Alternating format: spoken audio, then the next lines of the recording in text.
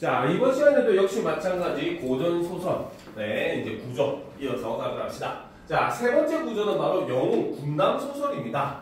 여러분들이 고전소설 하면 가장 많이 보는 유형이 바로 이 영웅소설일 것이고, 이 영웅소설은 필연적으로 이제 뭡니까? 나라를 위기에서 구하는 그런 내용이다 보니까 전쟁의 이야기가 빠질 수가 없죠. 그래서 이것을 영웅소설하고 군남소설을 함께 이제 묶어서 주로 많이 설명을 합니다. 하지만 정확하게 얘기하면 영웅소설과 군남소설을 좀 다르게 볼 수는 있는데, 영웅소설이 전부 다 군담의 모습을 띠고 있으니까 그런 유형이다라고 보시면 돼요. 자, 영웅소설은 영웅의 일대기를 그린 소설이라는 거죠. 자, 여기서 영웅소설이라고 하는 건 바로 뭐다? 영웅의 일대기를 그린 소설이고, 반면에 군담소설이라고 하는 것은 바로 뭐다? 주인공의 군사적 활약을 주요 내용으로 하는 소설이라는 거죠.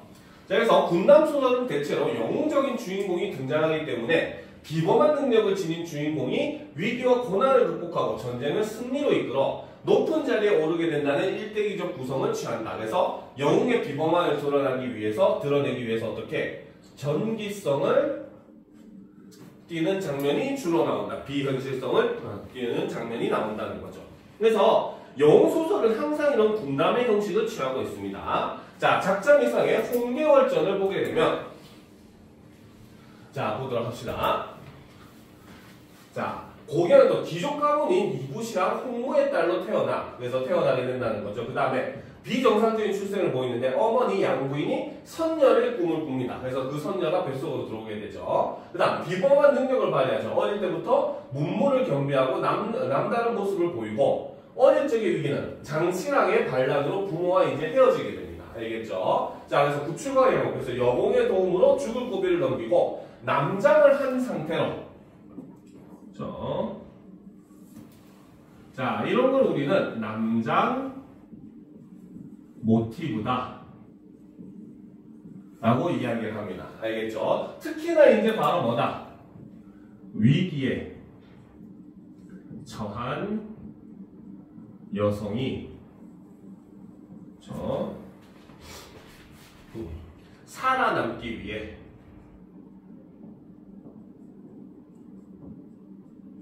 남장을 하게 됩니다. 지금도 마찬가지지만 특히나 이 시대는 여성으로서 혼자 살아남기가 굉장히 힘든 시대였거든요. 알겠죠? 그러니까 주인공들이 특히나 여성 주인공인 경우는 위기를 겪게 되면 항상 남장을 해가지고 이제 어느 정도 이제 거기서 살아남으려고 하는 그런 노력을 하게 돼요. 알겠죠? 자, 그래서 이때 이제 주인공이 바로 이로 인해서 바로 계월이 바로 평국이라고 하는 인물로 바뀌게 됩니다. 그래서 이 작품 같은 경우는 학생들이 자꾸 헷갈려 하는 거야. 왜? 계월이 됐다가 평국이라고 했다가 왔다 갔다, 그 다음에 또 거기다 원수라고 했다가 그냥 왔다 갔다 많이 하거든요. 그래서 남자를 하게 되면서 이름도 남성의 이름을 취하게 됩니다. 알겠죠?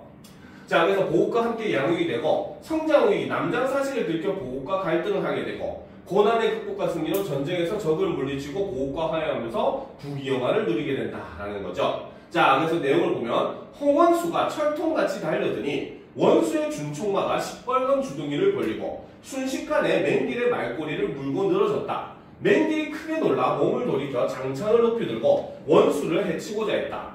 홍원수가 크게 분노하며 칼을 들어 맹딜을 치자 두 팔이 떨어져 나갔다. 또 이리저리 헤집고 돌아다니며 적조를 모두 진멸하니 피가 흘러 냇물을 이루고 주검이 산과 같이 쌓였다라는 거죠. 자, 그래서 여기서는 바로 뭐다?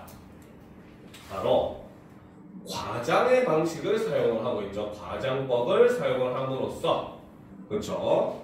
바로 계월, 즉 여기서는 평국이죠. 계월의 용맹함,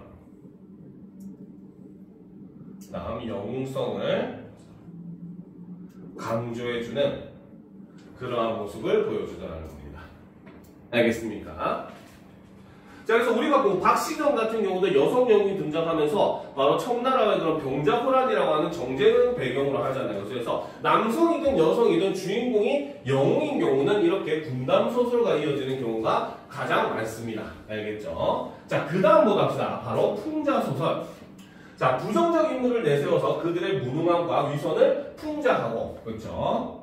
이 무능과 위선을 풍자하고 당대 사회의 부조리를 드러내는 소설을 우리는 풍자 소설이라고 하는데 가장 대표적인 작가가 바로 박지원이죠. 그래서 박지원의 호질, 양반전 등이 대표적인 풍자 소설이다. 우화적 수법이나 언어 유희, 쉽게 말하면 말장난입니다. 알겠죠? 그래서 말을 이제 좀 돌려 얘기하면서 장난을 치는 걸 언어유희라고 하죠. 그다음 반어법, 부정적 인물의 희화화된 풍자의 효과를 높이기 위해서 사용한 표현 기법에 굉장히 주의를 하면서 읽어야 된다는 거죠. 자, 박지원의 호질, 바로 호랑이가 질책하다, 꾸짖다라는 뜻입니다. 자, 북곽 선생은 학식 있고 고매한 인품의 유학자이며 동리자는 열려로 받아들여지는 위모의 과부라는 거죠. 자, 여기서 북곽 선생과 그 다음 동리자라고 하는 인물은, 그쵸? 저희 세 번째 인물들은 바로 뭐다? 이중적 인물입니다. 그리고 이 인물들이 바로 풍자의 대상이 되는 거죠.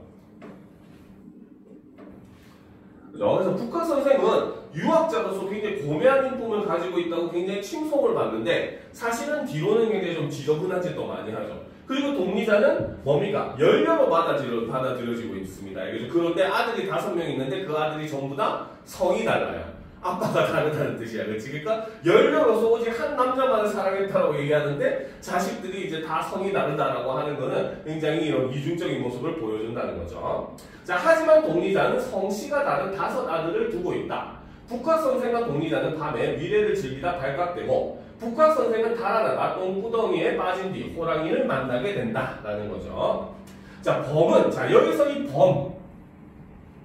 범이라고 하는 거, 그렇죠? 호랑이죠. 그렇지? 자, 이 범이 바로 뭐다? 작가의 대변인이죠. 바로 위선적인 양반의 모습을 풍자하는 그러한 인물입니다. 자, 그래서 범은 북곽 선생을 여지없이 꾸짖었다. 내 앞에 가까이 오지 마. 내 듣건데 유는 유라 하더니, 그쵸? 바로 뭡니까? 유는 선비. 그 다음에 유는 아첨한다 이런 뜻이에요. 그래서 선비는 아첨한다 라고 얘기를 한다는 거죠. 그래서 유는 유라 하더니, 자, 이렇게 한자로 얘기하니까 소리가 똑같은 거야. 선비 유자에 그 다음에 간사할 유자를 쓴 겁니다. 알겠습니까? 그래서 발음이 똑같으니까 이거는 바로 뭐다? 동음. 그렇죠? 이어를 이용한 언어 유희가 된다는 거죠. 그래서 유는 유라 하더니 과연 그렇구나. 내가 평소에 천하의 악명을 죄다 나에게 덮어씌우더니 이제 사정이 급해지자 면전에서 아첨을 떠니 누가 거지 듣겠느냐. 천하의 원리는 하나뿐이다. 범의 본성이 악한 것이라면 인간의 본성도 악할 것이요 인간의 본성이 선한 것이라면 범의 본성도 선할 것이다. 너희가 밤낮으로 쏘다니며 팔을 걷어붙이고 눈을 부릅뜨고 노략질하면서 부끄러운 줄 모르고 심한 놈은 돈을 불러 형님이라 부르고 장수가 되기 위해서 제 아내를 살해하였은즉 다시 윤리도덕을 논할 수 없다라고 얘기를 하면서 이걸 통해서 바로 뭐다? 그렇죠? 바로 인간의 부도덕성을 꾸짖는 그러한 모습을 보여준다는 거죠. 그래서 당대 현실을 이렇게 비판하는 그러한 요소로 사용되는 소설을 바로 우리는 풍자소설이다 라고 보면 됩니다. 알겠죠? 자, 그 다음으로 갑시다. 환몽소설. 자, 환몽소설이라고 되어 있지만 자, 이 부분은 여러분들한테 좀 더 선생님이 자세하게 설명을 해줄게요. 굉장히 시험에도 자주 나오는 그러한 작품들이니까 한번 보도록 합시다. 자, 환몽소설. 자, 환자가 이제 돌아올 환자의 몽자가 꽁몽자입니다. 그래서 꿈에서 돌아온다 이런 뜻이거든요. 자 보면 주인공이 현실 꿈 현실을 오가면서 전개되는 구조를 환몽구조로 이야기하고 이러한 소설을 우리는 환몽소설이다라고 여기 되어 있어요. 자 외화와 내화로 이루어진 액자식 구성을 취하게 됩니다. 그래서 주인공이 꿈속 세계로 들어가는 것을 우리는 인몽, 들어갈 입자의 꿈몽자, 그 다음 꿈에서 깨어난 현실 세계로 돌아오는 것을 강몽 또는 환몽이라고 해요. 같은 뜻입니다. 알겠습니까? 자, 그런데 사실 요거는 여러분들이 좀 자세하게 볼 필요가 있습니다. 자, 이렇게 꿈을 다루고 있는 소설을 우리는 몽자류 소설이라고 합니다. 알겠습니까? 말 그대로 꿈몽자라고 하는 글자가 들어가 있는 유의 소설이다라고 이야기를 해요. 알겠죠? 가장 대표적인 작품이 여러분들 그 많이 제목만 들어갔던 작품, 구운몽 같은 작품이 바로 이런 몽자류 소설이다. 제목에 몽자가 들어가는 거예요. 자, 이 몽자류 소설의 특징은 자, 바로 첫 번째는 바로 뭐냐? 제목에 저 몽자가 들어갑니다. 그래서 이거를 우리는 몽자류 소설이라고 해요. 대표적으로 구운몽, 옥루몽 이런 작품들이 몽자류 소설에 해당합니다. 알겠죠? 자, 그리고 이 몽자류 소설은 기본적으로 바로 뭐다? 바로 인몽과 환몽 혹은 강몽이라고 해요. 단계가 분명히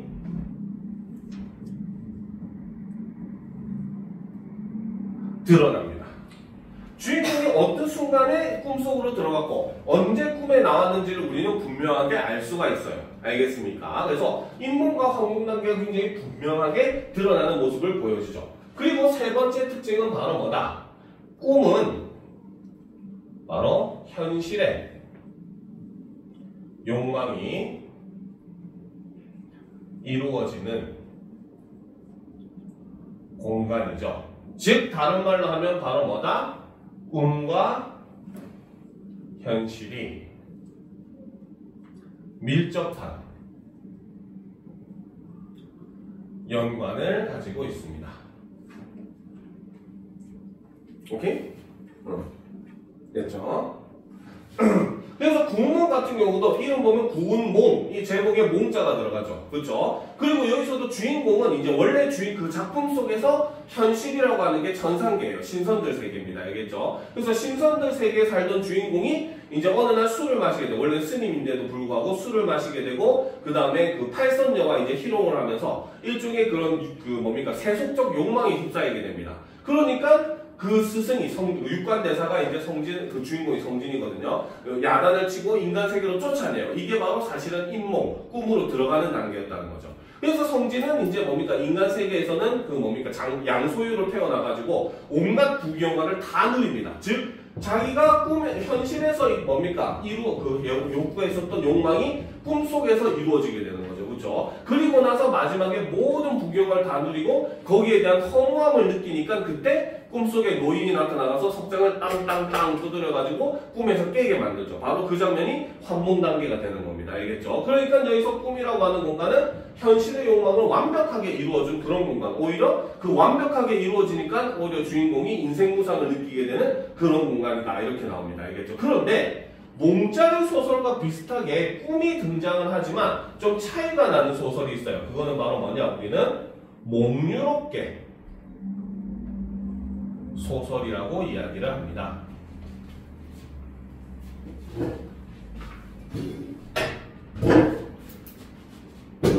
자, 이 몽유롭게 소설은 자, 몽자류 소설과는 다르게 제목에 몽자가 들어가지 않아요. 가장 대표적인 게 아까 몇 번 예를 들었던 운영전이라고 하는 작품이 바로 이 몽유롭게 소설입니다. 알겠죠? 그러니까 제목에 운영전, 몽자가 없잖아요. 그렇죠? 자, 그리고 몽유롭게 소설은 또 다르게 바로 인몽과 환몽 단계가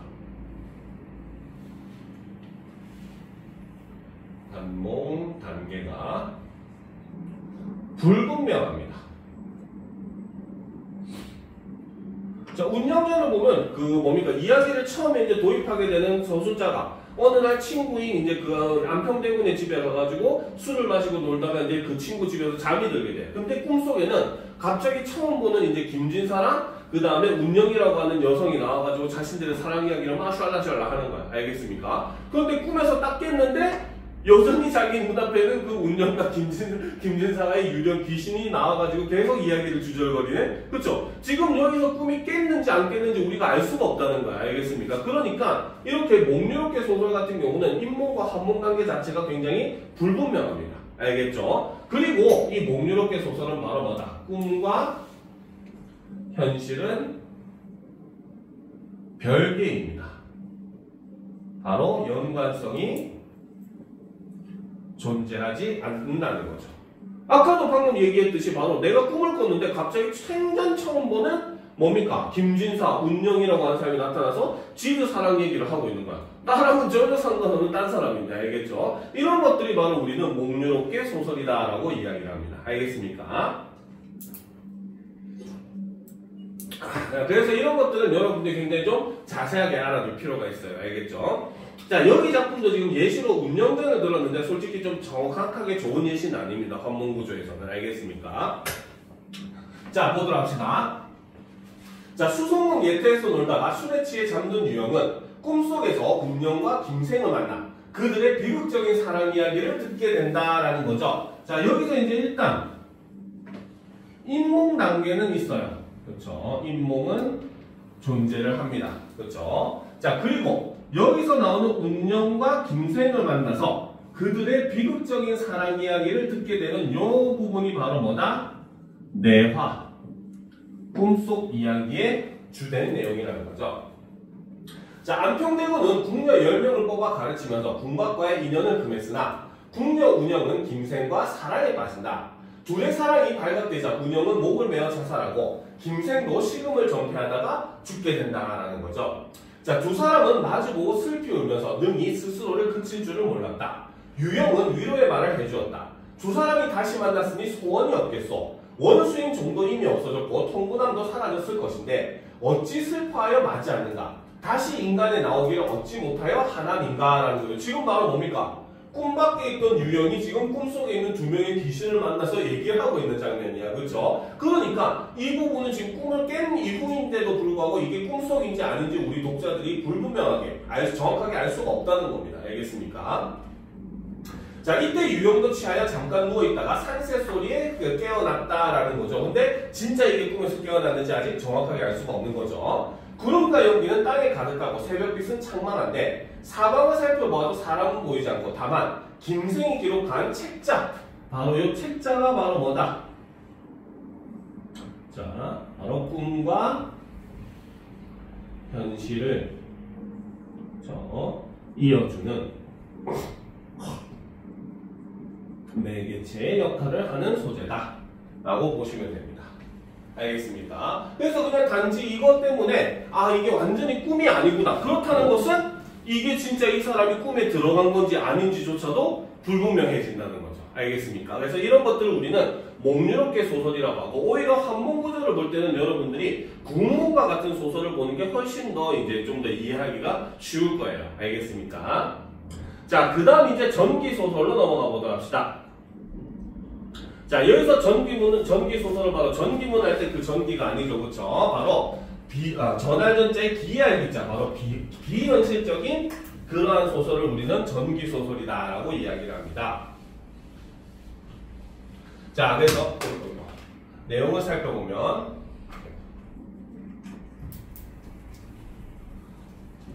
자, 실제로 일어나기 어려운 신기하고 비현실적인 이야기를 다룬 소설을 우리는 전기소설이다라는 거죠.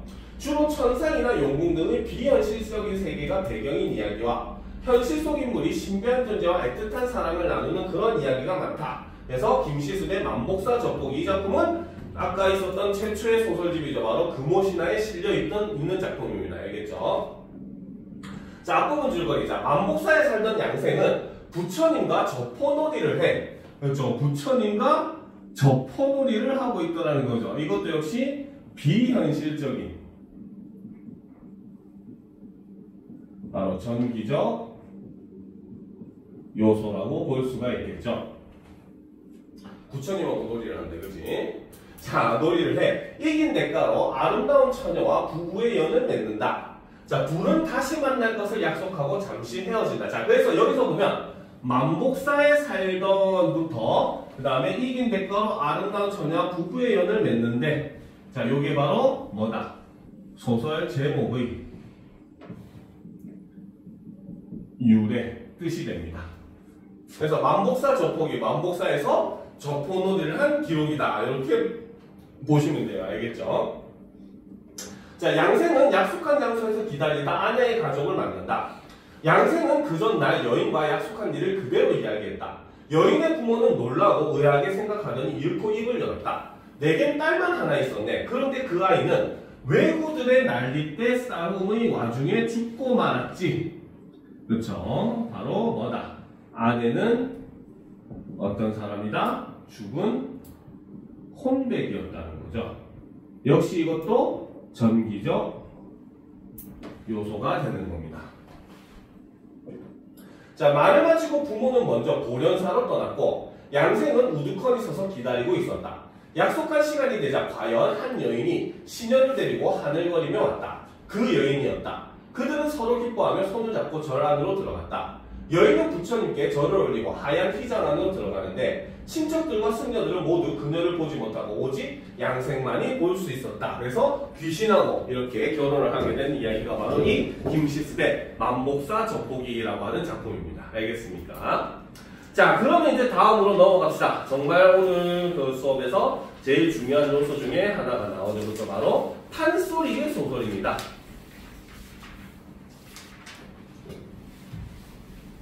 자, 보도록 합시다. 자, 214페이지 판소리의 소설. 그렇죠?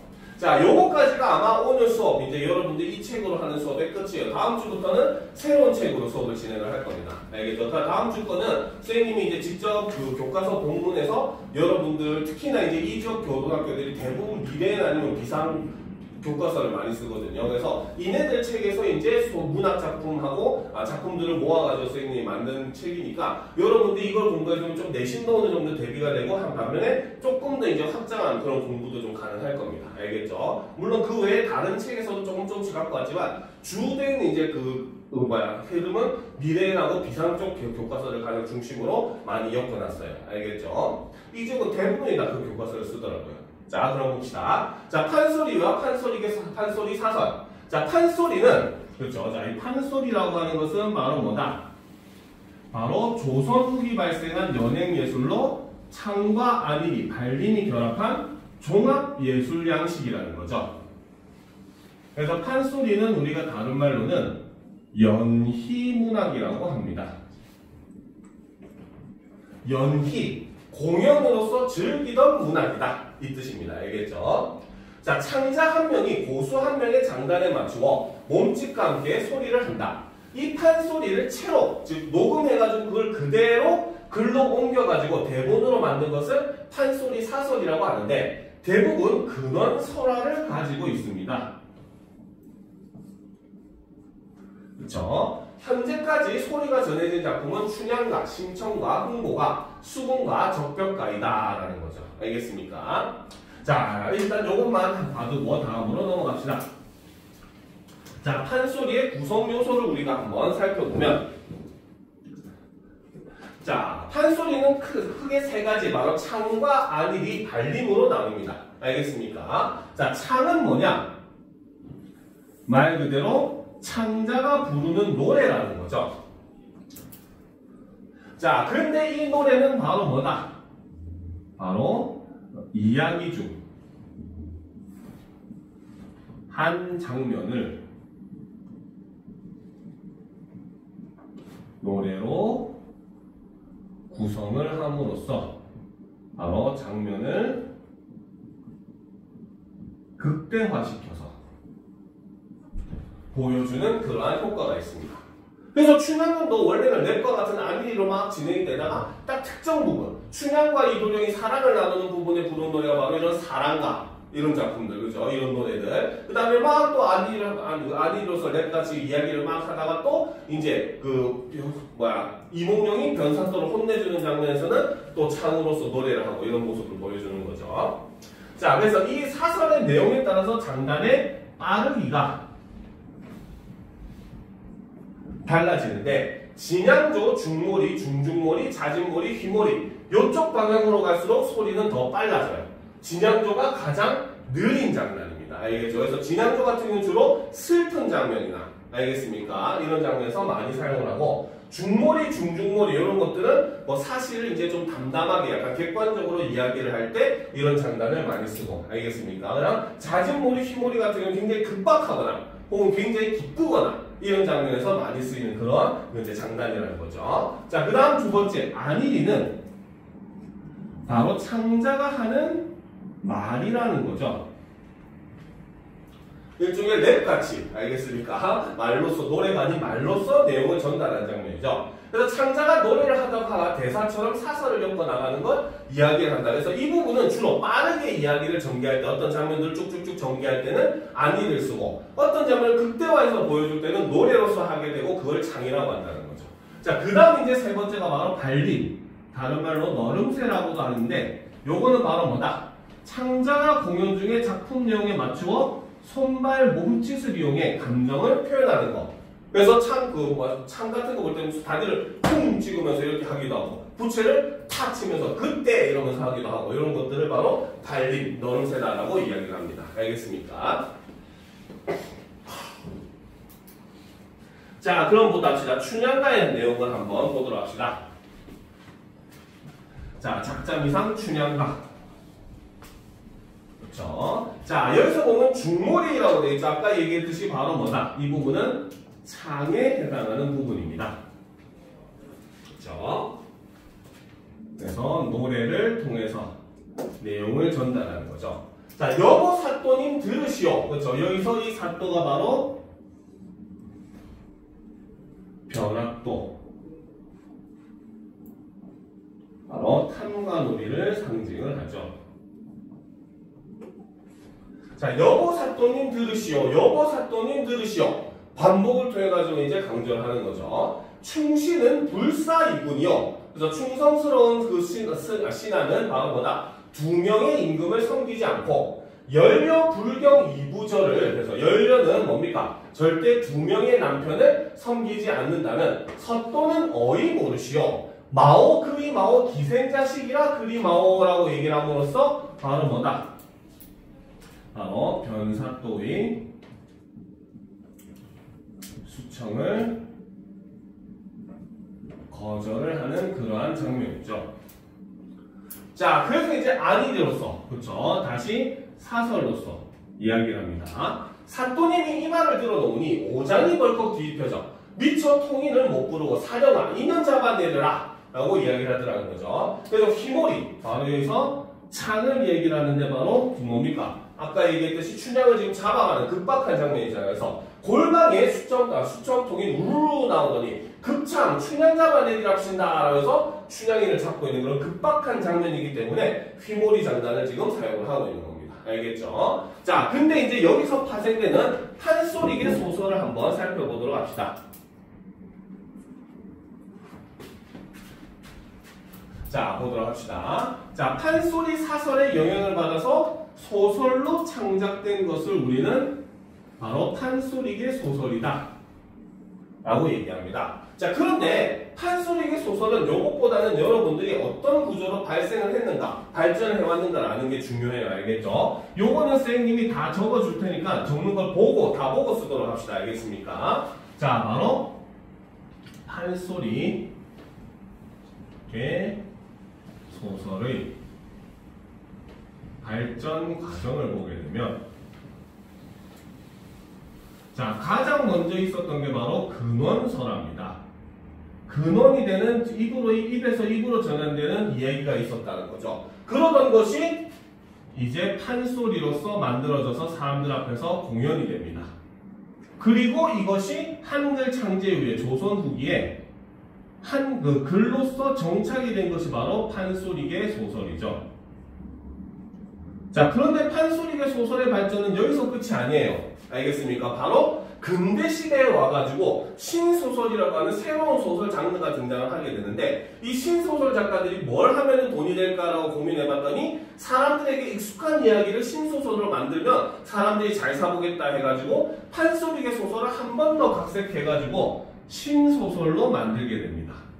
그래서 이 판소리계 소설 같은 경우는 이런 4단계의 발전 과정을 거쳐요. 알겠죠? 자, 가장 대표적으로 여러분들이 알고 있는 춘향전 같은 경우 예를 들면 근엄설화에 해당하는 게 바로 열려설화, 그 다음 관탈, 민녀설화. 열려는 바로 한 남편을 섬기는 그런 이야기, 관탈, 민녀, 관리가 민가의 여자를 수탈하는 그러한 이야기. 그 다음 암행어사설화 혹은 어사방문수설화, 이러한 설화들이 영향을 미쳐가지고 어떻게 판소리인 춘향가가 생깁니다. 노래 가짜를 쓰기 때문에 판소리는 전부 다 이름이 제목이 가로 끝나요. 알겠죠? 그러던 것이 한글 창제 후에 판소리계 소설이 되면서 춘향전이 됩니다. 판소리계 소설로 오면 제목이 다 전으로 끝나요. 흥부전, 심청전, 춘향전 이렇게. 알겠죠? 그리고 이것이 신소설로 각색이 되면서는 춘향이는 변사또에서 감옥에 갇혔어도 이뻤나봐. 알겠지? 그래서 제목이 바로 감옥 속에 핀 꽃이라고 해서 바로 옥중화라고 하는 제목으로 신소설로 한 번 더 각색이 되는 그런 모습을 보여줍니다. 알겠죠? 자, 요 과정을 여러분들 하나 적어두도록 합시다.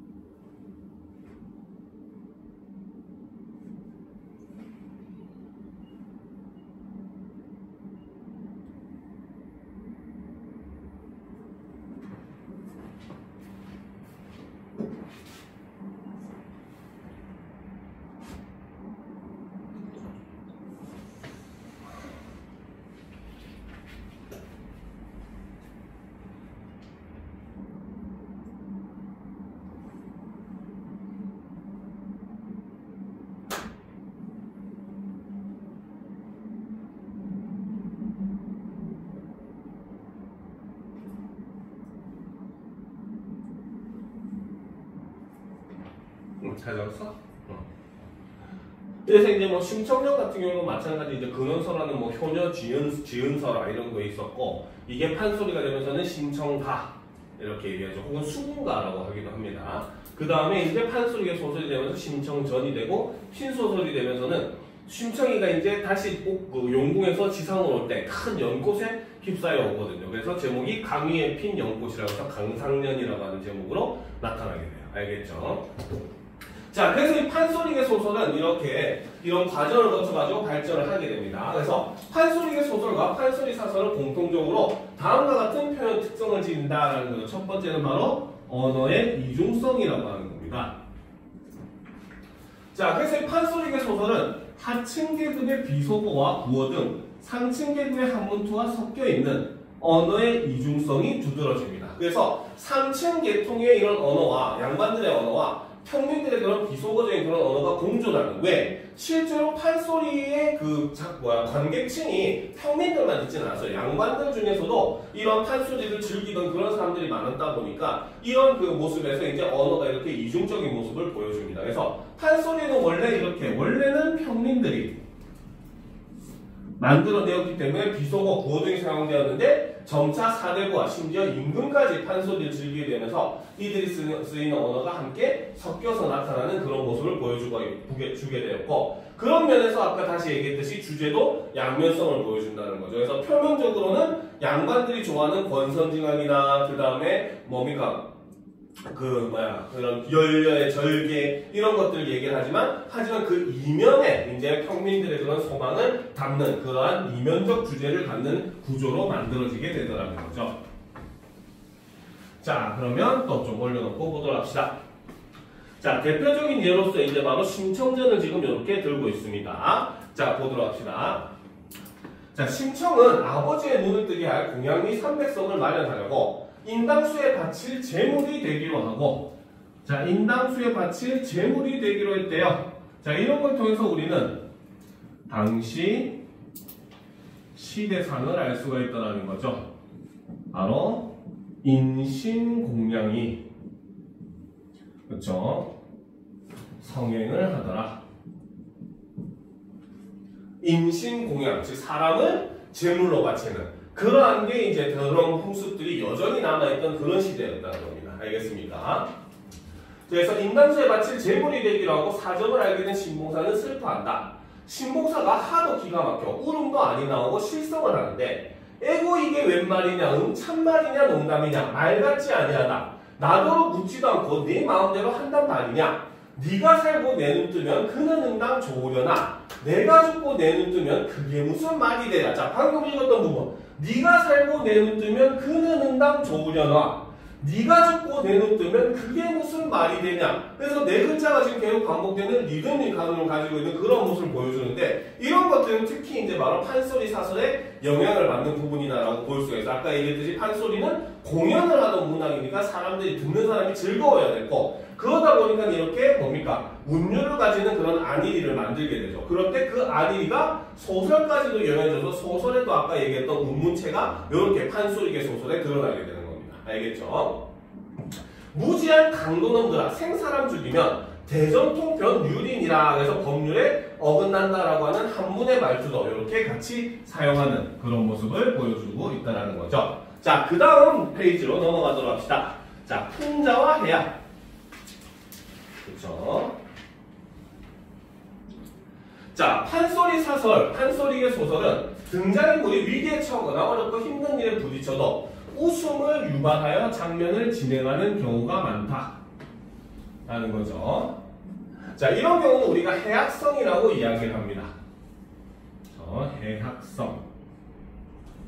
자, 이 부분 선생님이 이렇게 중요하게 봐주는 이유가 바로 뭐냐면 실제로 여러분들이 예전에 교과서에서 배우던 내용들 중에 한국 문학의 전통과 특징이라고 하는 게 있었는데 그것은 사실 지금 고1, 2 교과서에서도 내용이 통용이 되는 내용이에요. 알겠죠? 근데 우리나라 문학 중에 특징이 하나가 바로 뭐냐면 슬픈 장면을 웃기게 표현을 한다는 거야. 알겠습니까? 그럼으로써 바로 선조들이 바로 뭐다? 슬픔은 웃음으로 치유할 수가 있다라고 하는 그런 해학의 정신이 담겨 있다라고 많이 얘기를 하거든요. 그래서 이러한 내용들은 실제로 교과서 이제 여러분들 내신 선지나 이런 데도 가끔씩 나오는 경우가 있습니다. 알겠습니까? 그래서 해학이라고 하는 게 마냥 재밌는 장면 혹은 누굴 비꼬기 위해서만 쓰는 게 아니라 오히려 슬픈 장면에 이제 그런 슬픔을 좀 덜기 위해서 웃기게 표현하는 경우가 많아요. 알겠죠? 자, 이는 지배층이나 부정적 사회현상에 대한 조롱이 섞인 풍자적인 웃음일 수도 있고 그 다음 슬픔을 웃음으로써 해소하려는 해학적인 그런 웃음일 수도 있다는 거죠. 자, 이와 같이 비극적이거나 부정적인 상황에서도 웃음을 잃지 않는 미학을 우리는 골뱀이라고 한다. 그렇죠? 자, 그런데 자, 사실 우리가 좀 중요하게 봐야 될 거는 자, 이 타이밍에는 요것도 우리가 공부를 해야 돼요. 자, 바로 문학의 미적 범주에는 4가지가 있습니다. 알겠죠? 자, 바로 첫 번째, 숭고미. 숭고미라고 하는 것은 바로 뭐다? 이상을 추구하는 그 모습의 아름다움을 우리는 숭고미라고 합니다. 그래서 문학에서는 인물들이 혹은 뭐 시도 마찬가지 화자들이 자신의 이상을 노래하는 그런 작품들이 많잖아요. 그렇죠? 이런 것들을 우리는 숭고미를 나타낸다라고 보여준다라고 이야기를 하죠. 그 다음 두 번째는 바로 우아미. 그렇죠? 우아미라고 하는 것은 이상과 현실이 일치하는 것을 우리는 우아미라고 합니다. 특히 시가문학에서 이런 우아미가 많이 드러나요. 윤수원도의 어부사시사를 보게 되면은 겨울노래 마지막 수에 어떤 내용이 나오냐? 간밤에 눈이 오니 경물이 달랐구나. 온 세상의 경치가 달라졌구나. 앞에는 만경눈이, 뒤에는 천처복상. 앞에는 만경의 그런 그 큰 거울이나 이런 천을 마치 다리고 다려놓은 것 같이 물이 빳빳하게 얼어서 아름답게 반짝반짝 빛나고 있고, 뒤에는 마치 1000개의 배국을 묶어놓은 것 같은 그런 모습으로 산이 이루어져 있구나라는 거죠. 근데 마지막 구절에 뭐라고 하냐면 선견과 불견과 인간이 아니로다. 신선이 사는 세상인지 부처님이 사는 세상인지 모르겠지만 인간 세상은 아닌 것 같구나라고 해서 마치 자기가 꿈꾸던 세상이 내 눈앞에 펼쳐진 것과 같다라고 이야기를 하는 이런 걸 우리는 우암이라고 합니다. 알겠습니까? 자, 그리고 이제 세 번째 바로 비장미. 자, 비장미는 바로 뭐다? 이상이 현실로 인해 좌절이 되는 그러한 모습, 이거를 우리는 비장미라고 합니다. 알겠죠? 이거는 현대시에 좀 잘 나타나긴 하는데, 현대시에 보면은 이제 춘향유문이라는 작품이 있어요. 여기서 보면은 춘향의 입을 통해서 이야기를 하지만 사실 이 이야기는 인간이 가지고 있는 근원적 한계, 이상을 추구하지만 이상을 이룰 수 없는 그런 모습을 담고 있거든요. 그래서 여기서 춘향유문을 보게 되면 춘향이 그네를 탑니다.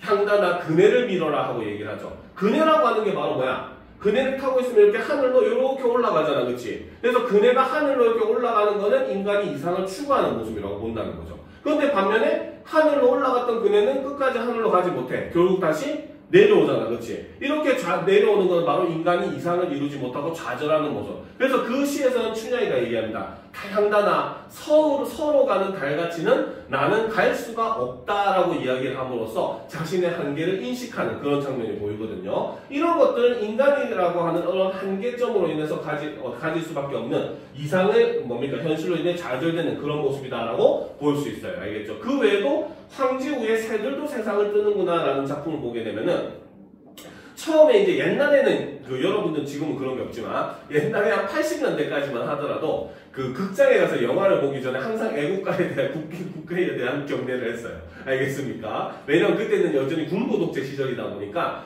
그 국가에 대한 애국심을 고취시킨다고 이렇게 그 극장에서 영화를 상영하기 전에 항상 국기에 대한 경례를 했거든요. 근데 거기 보면 여러분들도 지금 국기에 대한 경례하면은 그 학교에서 영상 틀어주잖아. 막 새들이 을수도에서 막 날아가는 그 새 영상 보여주잖아. 그렇죠? 그래서 그 작품은 그 국기에 대한 경례를 하는 걸로 시작해서 그걸로 끝납니다. 그래서 처음에는 이제 저 영상에 있는 새들처럼 나도 자유롭게 날아가고 싶다 이렇게 얘기하는데 마지막에 보면 대한 사람 대안으로 길이 보전하세로 우리는 자리에 앉는다, 주저앉는다 이렇게 시가 끝나요. 즉 바로 뭐다? 이상은 추구했지만 결국 현실에 좌절할 수밖에 없는 자신의 모습을 그런 식으로 표현을 했다는 거죠. 이런 걸 우리는 비장미다라고 이야기를 한다는 거죠. 그리고 마지막 네 번째가 바로 골개미. 바로 이것은 해학, 웃음을 유발하는 걸 바로 골개미라고 합니다. 그래서 여러분들이 이렇게 문학의 미적 공주에게는 꼭 알아두면 나중에도 굉장히 도움이 돼요. 그래서 문학 작품을 이해할 때 굉장히 많이 도움이 됩니다. 알겠습니까?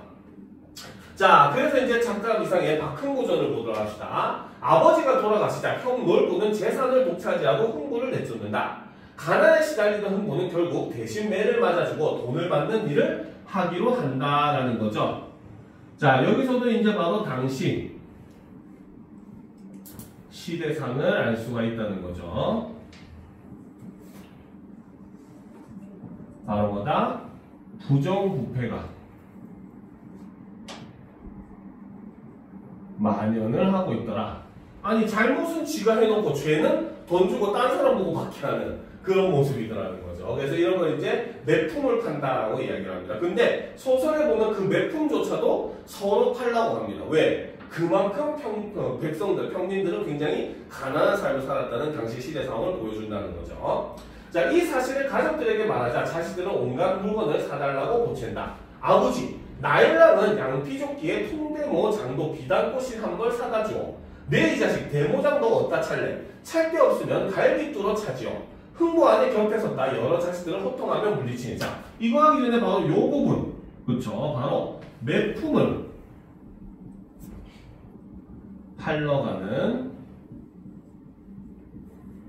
아버지에게 그죠? 자식들은 자신의 요구만 하더라는 겁니다. 그래서 여기서 보면 바로 뭐다? 자식들의 철없는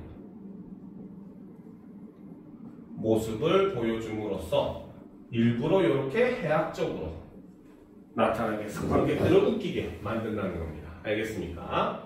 자, 흥보하네 곁에 섰다 여러 자식들을 호통하여 물리치니 흥보하는 말이 요런 몹쓸 일도 있는가? 개암종만한 볼기짝에 그새 시장판을 벌였구나.